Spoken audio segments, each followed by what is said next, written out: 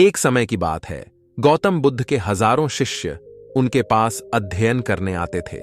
गौतम बुद्ध से जब भी कोई चीज से ज्ञान प्राप्त कर लेता था तो उसे किसी दिशा में लोगों को जागरूक करने तथा शिक्षा देने के लिए भेज दिया करते थे। बुद्ध का एक शिष्य बुद्ध के आश्रम में लगभग 6 सालों से था। वह शिष्य महात्मा बुद्ध के पास आया और बुद्ध से कहा, मुझे यहां आए लगभग 6 साल हो गए। मेरे बाद कितने शिष्य यहां पर आए? उनमें से सभी शिष्य को आपने ज्ञान देने के लिए किसी न किसी दिशा में भेज दिया, लेकिन मुझे अभी तक नहीं भेजा। आखिर ऐसा क्यों?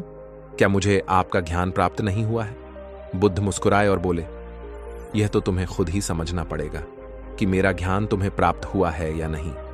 शिष्य बोला, हे बुद्ध, आपने इन 6 सालों में जो मुझे उपदेश दिया है वह मुझे सब याद है। आपकी बताई हुई एक एक बात मुझे सब याद है।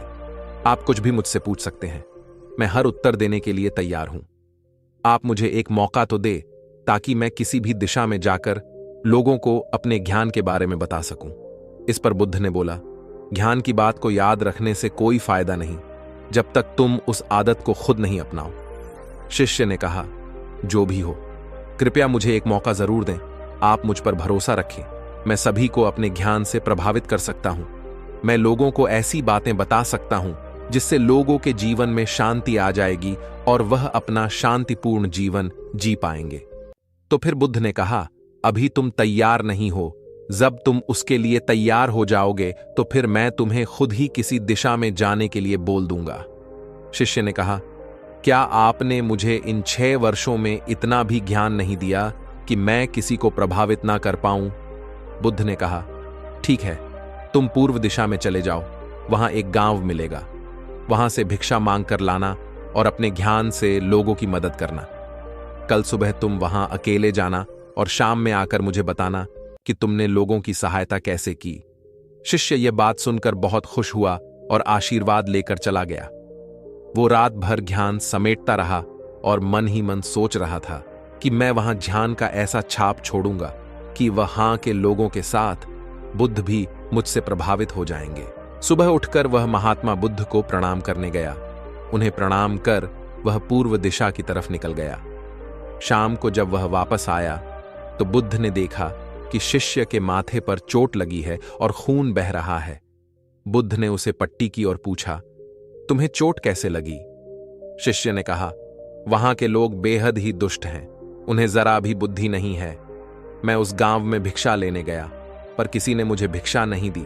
सब मुझे वहां गालियां दे रहे थे। एक व्यक्ति ने भिक्षा तो दी थी, लेकिन नीचे फेंक कर और कहा, इसे उठा लो। मैंने उन्हें काफी समझाया, लेकिन मेरी बात सुनने को तैयार ही नहीं थे। उन्होंने मेरे साथ हाथापाई की, जिससे मुझे चोट लग गई। बुद्ध, आप मुझे दूसरी जगह भेजिए जहां के लोगों में ज्ञान हो, वो इस तरह ना हो। बुद्ध शिष्य की बात सुनकर मुस्कुराए और बोले, अगर दूसरे गांव में भी ऐसे ही गांव के लोग होंगे तब तुम क्या करोगे? शिष्य ने कहा, हे बुद्ध, मैं ऐसे लोगों को कोई ज्ञान नहीं दे सकता। वह लोग अज्ञानी हैं, उन्हें कौन समझाए? बुद्ध ने कहा, वह लोग अज्ञानी नहीं बल्कि ज्ञानी है। उनके पास बहुत ज्ञान है, परंतु उनके पास खुद का ज्ञान है। अब अगर तुम किसी दूसरे के ज्ञान हो चोट पहुंचोगे तो वह कुछ तो कहेंगे ही। तुम्हें ऐसे लोग हर जगह मिलेंगे, तब तुम अपना ज्ञान उन्हें कैसे दोगे? बुद्ध ने कहा, आज तुम आराम करो, कल शाम को मेरे पास आना। शिष्य बुद्ध को प्रणाम करके चला गया। अगली शाम जब वह वापस बुद्ध के पास आया तब वहां बुद्ध के एक और शिष्य मौजूद थे। उनके हाथ में भी चोट लगी हुई थी। बुद्ध ने शिष्य के हाथ पर चोट देख उस पर पट्टी की और उससे पूछा, तुम्हें यह चोट कैसे लगी? शिष्य ने कहा, आपने पूर्व की ओर एक गांव में मुझे जाने के लिए कहा था, तो वही मुझे चोट लगी।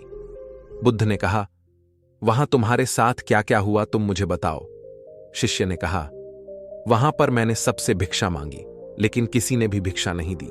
एक व्यक्ति जिसने भिक्षा दी भी तो मुझे जमीन पर फेंक कर दी थी और कहा, उसे उठा लो, तो मैंने उसे उठाकर अपने झोले में रख लिया और मैंने उसे सफल होने का आशीर्वाद दिया। तब उस व्यक्ति ने मुझसे कहा, आप बड़े अजीब लगते हो, मैं आपका अपमान कर रहा हूं और आप मुझे आशीर्वाद दे रहे हो।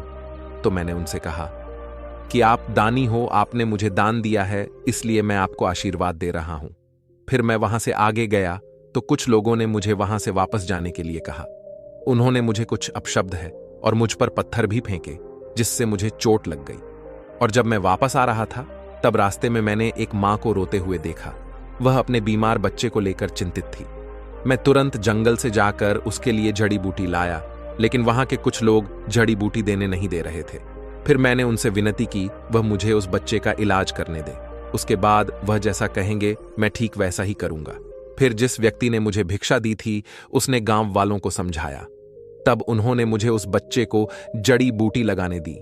उसके कुछ देर बाद वह बच्चा ठीक हो गया।